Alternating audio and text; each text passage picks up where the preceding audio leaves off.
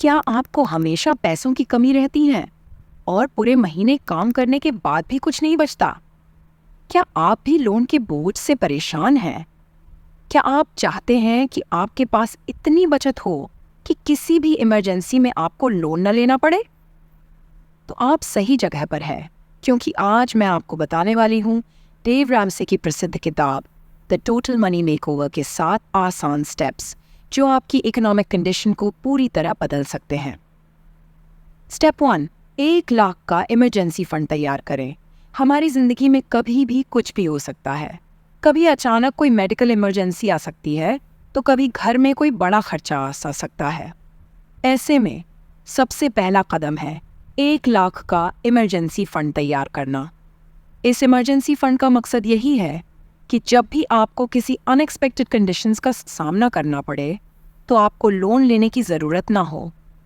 मान लीजिए अचानक आपके घर की फ्रिज खराब हो जाती है और उसे ठीक करवाने में 10,000 का खर्चा आ जाता है। ऐसे में अगर आपके पास इमरजेंसी फंड है, तो आप बिना चिंता के इसे संभाल सकते हैं। इमरजेंसी फंड को एक अलग बैंक खाते में रखें और केवल ज़रूरत पड़ने पर ही इसका इस्तेमाल करें। ये फंड आपके इकोनॉमिक सिक्योरिटी की तरफ पहला कदम होगा। स्टेप 2, सारे लोन चुकाएं। अब जब आपने इमरजेंसी फंड तैयार कर लिया है, तो अगला कदम है सारे लोन से छुटकारा पाना। लोन किसी भी रूप में हो, credit card, personal loan, car loan, ये सभी आपकी फाइनेंशियल फ्रीडम के रास्ते में रुकावट हैं। डेव रैमसे एक टेक्निक का सुझाव देते हैं जिसे वे डेट स्नोबॉल कहते हैं।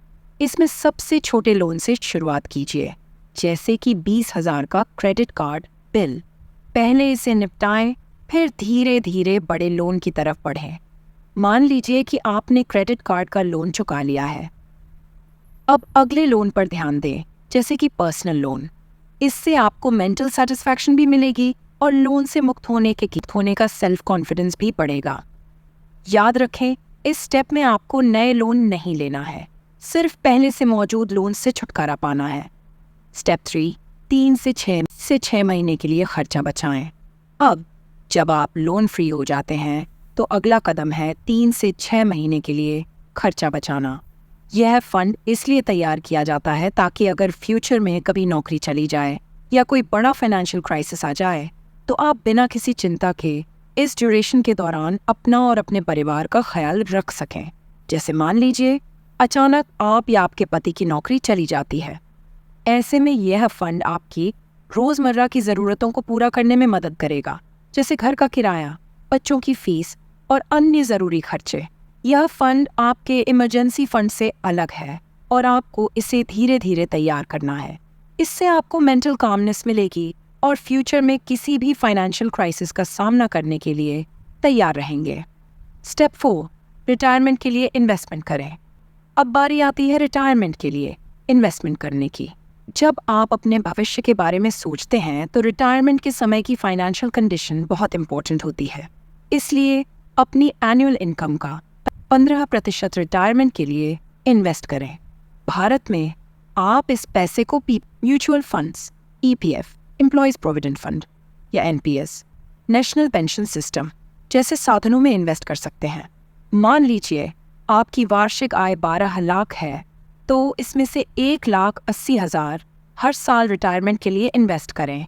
इससे आपको बुढ़ापे में फाइनेंशियल सिक्योरिटी मिलेगी और आप अपनी लाइफस्टाइल को बिना किसी एग्रीमेंट के जारी रख पाएंगे। स्टेप 5, बच्चों के हायर एजुकेशन के लिए बचत करें। हर माता पिता का सपना होता है कि उनके बच्चे अच्छी एजुकेशन प्राप्त करें, लेकिन एजुकेशन के बढ़ते खर्च को देखते हुए इसके लिए पहले से प्लान बनाना बहुत ज़रूरी है। इसके लिए आप SIP सिस्टमैटिक इन्वेस्टमेंट प्लान में इन्वेस्ट कर सकते हैं। हर महीने 5,000 SIP में इन्वेस्ट करके आप अपने बच्चों की हायर एजुकेशन के लिए अच्छा खासा फंड तैयार कर सकते हैं। मान लीजिए कि आपका बच्चा अभी 5 साल का है और आप हर महीने 5,000 SIP में इन्वेस्ट कर रहे हैं। जब आपका बच्चा 18 साल का होगा, तब तक यह फंड लाखों में बदल सकता है, जो उसकी कॉलेज की फीस के काम आ सकता है। स्टेप 6, होम लोन जल्दी चुकाएं। अब बात करते हैं, अगर आपके पास होम लोन है, तो कोशिश करें कि इसे जल्दी से जल्दी चुका दिया जाए। आप अपनी EMI के साथ साथ अतिरिक्त पैसे भी जमा कर सकते हैं। जैसे कि अगर आपकी EMI 30,000 है, तो हर महीने 5,000 अतिरिक्त जमा करके आप लोन की ड्यूरेशन कम कर सकते हैं और इंटरेस्ट का बोझ भी घटा सकते हैं। होम लोन जल्दी चुकाने से आप मेंटल कामनेस महसूस करेंगे और असली मायने में अपने घर के मालिक बन पाएंगे। स्टेप 7, प्रॉपर्टी बनाएं और दान करें।